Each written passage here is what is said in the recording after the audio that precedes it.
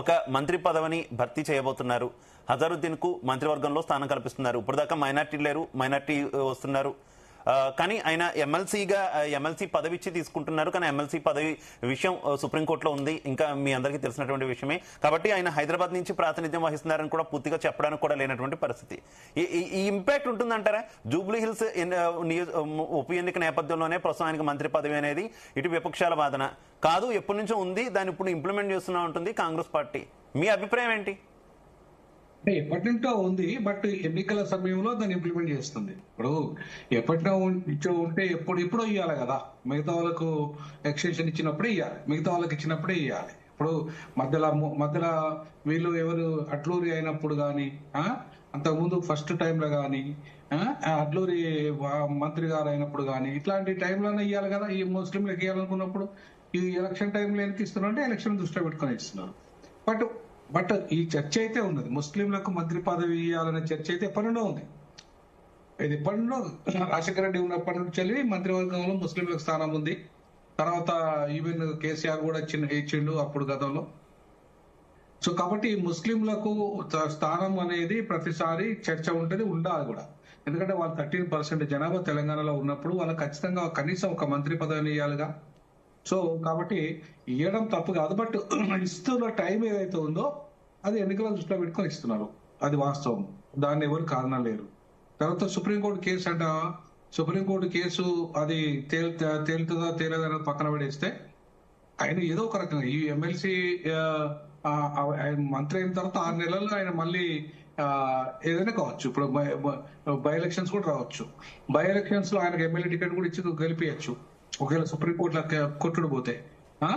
ఏదో ఒకటైతే 6 నెలలు అయితే ఉంటాడుగా మంత్రిగా. అయితే ఒక కన్ఫ్యూజన్ వినోద్ కుమార్ గారు, ఇందాక నేను దయాకర్ గారిని కూడా ఇదే క్వశ్చన్ అడిగాను. ఎందుకు అంటే జూబ్లీ హిల్స్ లోనే టికెట్ ఇచ్చుంటే ఆయనకి ఈ ఉప ఎన్నికల్లోనే ఆయన గెలిస్తే చక్కగా అప్పుడే నేరుగా మంత్రిని చేస్తుంటే ఇటు హైదరాబాద్ నుంచి కూడా ఒక ప్రాతినిధ్యం వచ్చేది కదా. ఎందుకు జూబ్లీ హిల్స్ ఎన్నికల్లో ఆయన పక్కన పెట్టడం, అక్కడ పక్కన పెట్టి ఇప్పుడు సడన్ గా మంత్రిని చేయడం ఎందుకు అనేటటువంటి ఒక క్వశ్చన్. అయితే ఏంటంటే ఇప్పుడు ముస్లింలను ఎప్పుడు కూడా ఏ పార్టీ కూడా వాళ్ళకు విలువ ఇవ్వలేదండి. అది BRS party, Congress party, BJP అయితే అసలే ఇవ్వదు, వాళ్ళకి అవకాశమే ఇవ్వదు. కాబట్టి ఇవాళ 13% పాపులేషన్ అన్నప్పుడు వాళ్ళకి ఎన్ని సీట్లు ఉండాలండి? కనీసము ఇప్పుడు ఎంఐఎం ఉంది కాబట్టి ఆయనతో 7 సీట్లు ఉన్నాయి. ఒకవేళ ఎంఐఎం పార్టీ లేకపోతే వాళ్ళ పరిస్థితి ఏంటి? అంటే 0 అన్నట్టే కదా ఎమ్మెల్యేలు. కాబట్టి ఇవాళ ముస్లింలకు ఏదైనా దివానా ఉన్నదంటే ఎంఐఎం పార్టీ. సో ఇవాళ ఎంఐఎం పార్టీ తర్వాత ఏ పార్టీ కూడా వాళ్ళని ముస్లింలు రికగ్నైజ్ చేయట్లేదు, వాళ్ళకి అవకాశాలు ఇవ్వట్లేదు.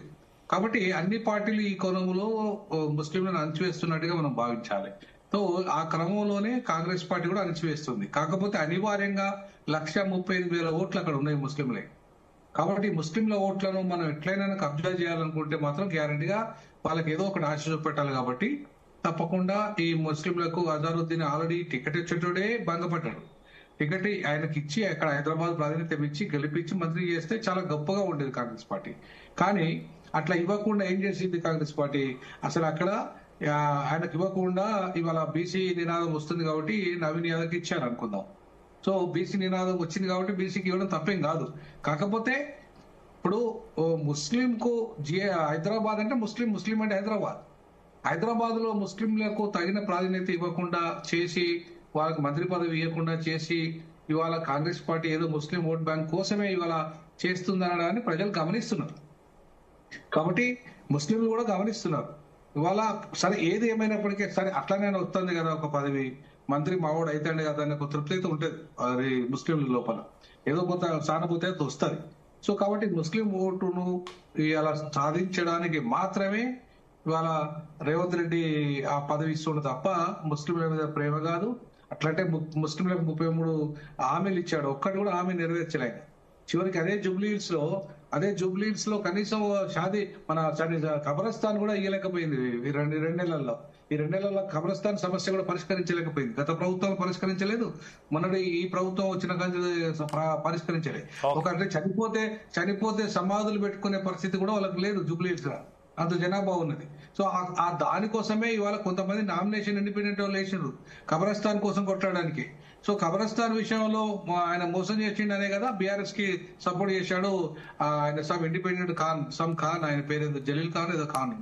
సో ఆయన ఇదే అన్నాడు కదా, కనీసం ఖబరస్థాన్ ఇవ్వలేదు ఇస్తానని చెప్పేసి మోసం చేసింది కాబట్టి మేము బీఆర్ఎస్ కి ఇస్తున్నాం చేస్తున్నాం అని చెప్పేసి ఆయన ఇచ్చాడు. కాబట్టి ఇవాళ ముస్లింలను దగా చేస్తున్న అన్ని పార్టీలు దగా చేస్తున్నాయి. బీజేపీ అయితే అసలు వాళ్ళని పూర్తిగా ద్వేషిస్తున్న పార్టీ. కాబట్టి ఇవాళ ముస్లింలు ఆ ఎంఐఎం ఒకటే ఉన్నది కాబట్టి ఆ ఎంఐఎం ఇలా అంతో ఇంతో వాళ్ళని ఆదుకుంటుంది కాబట్టి ఇవాళ ముస్లింలకు అది దిక్కుగా ఉంది కాబట్టి ముస్లింలు దానికే ఓటేస్తున్నారు. ఆ క్యాండిడేట్ ఎంఐఎం క్యాండిడేట్ ఉంటే ఖచ్చితంగా కాంగ్రెస్ గెలిచేది కాదట.